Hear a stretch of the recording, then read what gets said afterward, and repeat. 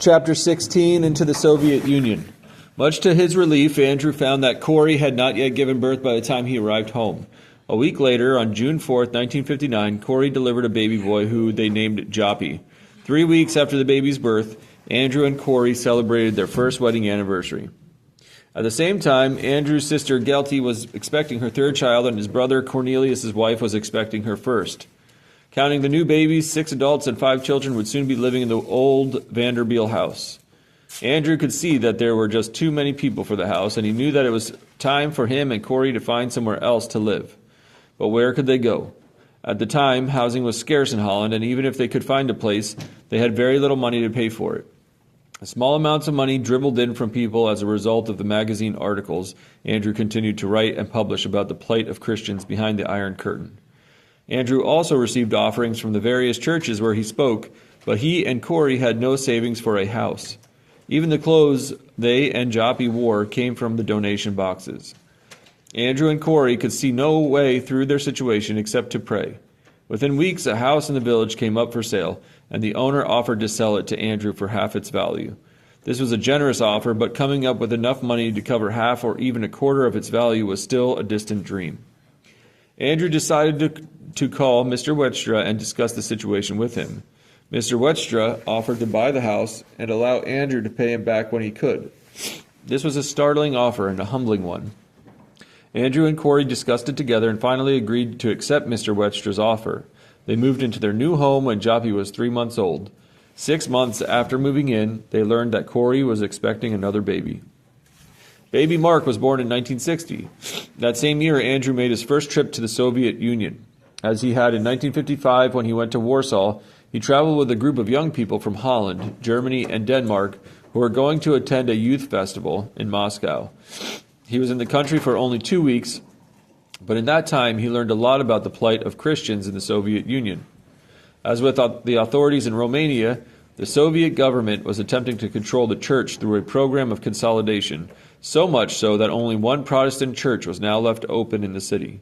And the next open Protestant church was 100 miles away in a town outside Moscow. While in Moscow, Andrew attended the open Protestant church and he was surprised by what he saw. The old church was built to hold 1,000 people, but on the Sunday morning he attended, 2,000 people were packed into the place. People were sitting two to a seat, while others stood in the center aisle and along the sides of the church. The place was so packed that when the collection was taken up, people had to pass their banknotes overhead to the front. And they wrote their prayer requests on pieces of paper that they then turned into paper darts and aimed at the front of the church. At the end of his trip to the Soviet Union, Andrew determined that in the not-too-distant future, he would make a return visit there, this time by cars so that he could carry Russian Bibles into the country. The following year, in 1961, Corey gave birth to a third son, whom they named Paul. Andrew now had a wife, 3 children, and a unique ministry to support. Everywhere he went, Andrew saw so much need that a question began to form in his mind. Should he continue to work alone, or was it time to invite other smugglers to join him in his ministry? This was not an easy question to answer. Corey was all for the idea of spreading the ministry load, but Andrew was concerned that the operation would become more vulnerable if he recruited novices to join him. But as he prayed about the situation, one name came to his mind, Hans Gruber. Hans was a 6'7" tall Dutchman whom Andrew had met in one of the refugee camps in Austria. He was built like an ox, and there was no way he could disappear into a crowd. He was also one of the clumsiest people Andrew had ever met. But none of these things mattered once Andrew heard Hans preach in the refugee camp. When Hans spoke, everyone listened. Even the incorrigible teenage boys would stand out in the pouring rain listening to him. Andrew decided to write to Hans and ask him to join him on a trip to the Soviet Union. The letter Andrew received back gave him goosebumps. Hans confided that he had always felt that one day he would work in the Soviet Union. In fact, he reported that when he was in the 6th grade, while he was looking at a map of Russia, he heard a voice in his head saying, "Someday you will work for me in that land." Andrew was even more encouraged to learn that Hans had done whatever he could to prepare for this calling. Hans had learned Russian and was ready to drop everything at a moment's notice and travel with Andrew. After exchanging several more letters, everything was arranged, including a new car for the venture, The blue Volkswagen had been driven over 200,000 kilometers by now, and it was no longer reliable enough to make another long trip. Assuming that Hans could even cram his 6-foot 7-inch frame into the tiny vehicle. Money arrived just at the right moment, and Andrew was able to purchase a new Opel station wagon to replace the Volkswagen. The new vehicle was big enough to sleep in the back of, and hundreds more Bibles could be transported in it. The only problem was that Hans could not drive, but Andrew was confident that he would learn along the way. Andrew and Hans set off for the Soviet Union, crossing Holland, Germany, and Poland to get there. 2,000 miles later, they were in Moscow, driving along the edge of Red Square, past the mausoleum where Lenin was entombed, on their way to the campsite they had registered to stay at. They arrived at the campsite on a Thursday afternoon. After Andrew and Hans had settled in, they set out on foot to find the Protestant church that Andrew had attended 2 years before. Back then, there had been a Thursday night meeting. Sure enough, Andrew and Hans arrived at the church just as the service was beginning. Andrew did not recognize anyone in the congregation. He began praying that God would show him the right person to contact about distributing the Russian Bibles he had brought into the country. As soon as the meeting was over, his attention was drawn to an elderly, bald man standing alone. Andrew felt the now familiar voice inside telling him that this man was his contact. He was not surprised when Hans sidled up to him and said quietly in Dutch, "I've spotted our man. He's the bald man standing over there." Andrew smiled to himself. How good it was to have a partner. The two of them walked over to the man, and Hans introduced them in Russian.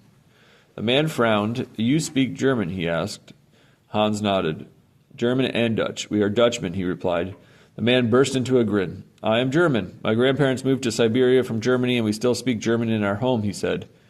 "You live in Siberia?" Andrew interjected. "Yes," the man replied, looking around. "I am part of a small church there. There are 150 in the congregation, and not one Bible among us. One day, God gave me a dream. And in that dream, I went to Moscow, and someone gave me a Bible for our church. Moscow is 2,000 miles from my home. At first, I would not consider going, but the dream was very alive to me, and eventually I could not resist, so I came. And that is why I am here. But where would I find a Bible in this city?" His voice trailed off. Andrew's heart beat fast as he shot Hans a glance. This was far too amazing to be coincidence. Hans reached under his coat, pulled out a big Russian Bible, and handed it to the man. The man took it and held it out, staring at it. Then, like a floodgate opening, he babbled his thanks while he hugged Hans and Andrew. Andrew tried to calm the man down before he drew too much attention to them all. "We'll meet you here tomorrow morning at 10, he whispered. "We have 4 more Bibles for you." "How much do they cost?" the man asked. "They are a gift from the church in the West, to strengthen and encourage you," Andrew replied. The man slipped the Bible under his coat, wiped his eyes, and nodded. "Tomorrow at 10, he said, "I will be here." The following morning at 10 o'clock, Andrew and Hans walked into the empty sanctuary and sat down in a pew at the back. The minutes ticked by. It was 10:30, and still the man from Siberia had not arrived. At 10:45, Andrew heard footsteps enter the sanctuary. He turned, expecting to see the man from Siberia. Instead, it was the pastor of the church, whom Andrew had met and talked with on his first visit to the church 2 years before. "Hello, are you waiting for someone?" the pastor asked. "Yes, someone we met last night," Andrew replied. "I'm afraid your Siberian friend won't be coming," the pastor said. Andrew and Hans stared questioningly at the pastor. "At each service there are members of the secret police in attendance. They saw you and the man talking, and now the secret police have spoken to him, and so he will not be coming to meet you. But you have something for him?" the pastor asked. Andrew looked at Hans and knew that they were both thinking the same thing. Could they trust the pastor? Finally, they decided they could, and they gave almost imperceptible nods to each other. Then Hans opened the bag they had with them and pulled out the 4 Russian Bibles. As the pastor reached out to take the Bibles, Andrew said, "These aren't the only Bibles we have with us." The pastor raised his eyebrows. "How many Bibles do you have?" he asked. "Over 100. They are hidden in our car," Andrew replied. "Over 100, the pastor said incredulously. "I cannot deal with that many Bibles. It is not a crime to own a Bible in Russia, but it is a crime to distribute them. I've already been imprisoned and cruelly treated for my faith once. I cannot face that again," he said, staring at the scars on his fingers and hands. "I understand your situation," Andrew said. "Is there someone else who might be willing to help us?" "Markov," the pastor replied. Be in front of the GUM department store in your car at 1 this afternoon, and I will arrange for Markov to meet you there, but be careful. At 1 o'clock that afternoon, Andrew and Hans sat in the Opel station wagon outside the store. Several minutes after 1, a man got out of a car parked about 100 yards away. He walked past the Opel, staring through the windshield at Andrew and Hans. Then he turned and walked back. This time, he stopped by the station wagon and said, Brother Andrew. Are you Markov? Andrew asked. The man nodded. Then, greetings in the name of the Lord, Andrew said. We are going to do something bold, Markov explained. We are going to exchange the Bibles from your car to mine within 2 minutes of Red Square. Andrew and Hans looked surprised. Do not worry, no one will ever suspect what we are doing at such a location, Markov said, trying to soothe their fears. Andrew and Hans followed Markov past Red Square, and then they turned into a street with a wall down one side and apartments on the other side. Andrew parked the Opel behind Markov's car and got out while Hans sat inside praying. Andrew and Markov quickly shuffled the cartons of Bibles from one car to the other. When they were done, Markov gave Andrew a handshake. By next week, these Bibles will be in the hands of pastors all over Russia, he said before getting into his car and driving off.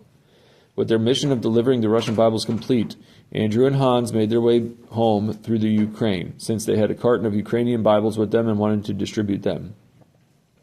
In the Ukraine, they stopped at various Christian meetings along the way, encouraging believers wherever they could. In one village, Andrew was fascinated to see a pocket-sized Ukrainian Bible. All the Russian and Ukrainian Bibles Andrew had seen before tended to be big and bulky, so he was amazed to see such a small one. As he held it in his hand, possibilities opened up to Andrew. Why not print small copies of the Bible in the various languages of Eastern Europe? That way he could load 2, 3, or even 4 times as many Bibles into the station wagon and deliver them behind the Iron Curtain. The owner of the pocket-sized Bible gave his Bible to Andrew so that he could take it back to Holland and show the printers there just how small a Bible could be printed on fine onion skin paper. Just before they crossed into Hungary, Andrew and Hans stopped at a Ukrainian Baptist church where Andrew saw something he'd never seen before: a pastor preaching a sermon without a Bible. After the service, the two men introduced themselves to the pastor and began talking about theological issues. When the pastor cited a Bible reference, Andrew followed along in his own Dutch Bible so that he could understand exactly what was being said. But as they talked, Andrew noticed that the pastor was paying more and more attention to the Dutch Bible than he was to the conversation. Eventually, the pastor blurted out, "Brother Andrew, I have no Bible." Andrew's heart dropped. They did not have a single Ukrainian Bible left to give him. Or did they? With a surge of joy, Andrew remembered the pocket-sized Bible he was keeping as a sample. How could he justify keeping it when there was a pastor who preached to thousands without a Bible? Andrew leapt up, ran outside, and retrieved the tiny Bible from under the car seat. He returned and handed it to the pastor. "This is for you to keep," he said. The pastor could not, at first, grasp the idea of owning his own Bible. Then he pulled the Bible to his chest, and tears rolled down his cheeks.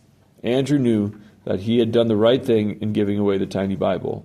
During the journey homeward, Andrew replayed the scene over and over again in his mind. He was consumed with the idea of printing small Bibles in the Slavic languages. The only thing holding him back was the cost of such a venture. He and Corey already had enough financial stress, raising 3 small boys and supporting the ministry.